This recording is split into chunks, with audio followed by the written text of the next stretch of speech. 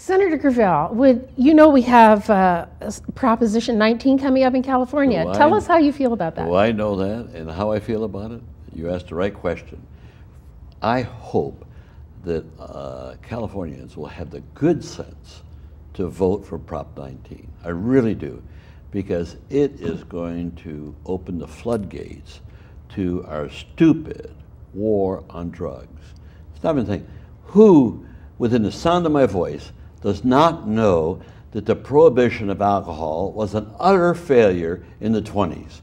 Brought about criminality, brought about people going to jail, and it brought about a disrespect for the law. Because when you have bad law and people know it, they don't obey the law. And that's a bad policy to have in society, because the law is very, very important, and it's very important for people to have respect for it. So now, here's the dynamic for California. California, and I'm moving to California in December from the East Coast. I've always admired California as the most progressive state and literally country in the world, on the order of Sweden and the Netherlands and Switzerland. And so now, if California will pass this proposition to deregulate marijuana. Now, keep in mind, marijuana is not a gateway drug. Marijuana is not addictive. And all these phony studies that some of these bureaucrats have brought up have been disputed from the get-go. When Nixon asked Governor Schaefer back in 1974, no, it was 78, 79, or earlier than that, 73, 74, Governor Schaefer of Pennsylvania to a presidential commission to study drugs. They came back with a study, and that study showed that marijuana was not gateway, was not addictive. And what happened? Nixon put it on the shelf, copped out to the religious right, and we've had the increase of the war on drugs ever since. We've spent over $1 trillion on the war on drugs. We incarcerate probably 800,000 people are arrested every year for marijuana. And it's terrible. We have 2.3 million people in jails today. Primarily, the largest element of that is drug-related.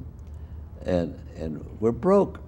It costs $33,000 to handle a person in prison.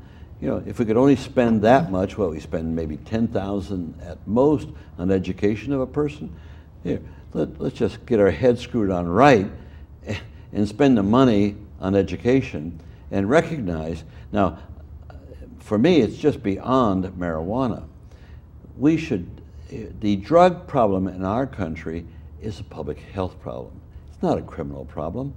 When people have to have heroin, there are people that I was getting a lot of drug medication for pain because I have neuropathy. Well, that makes me a druggie?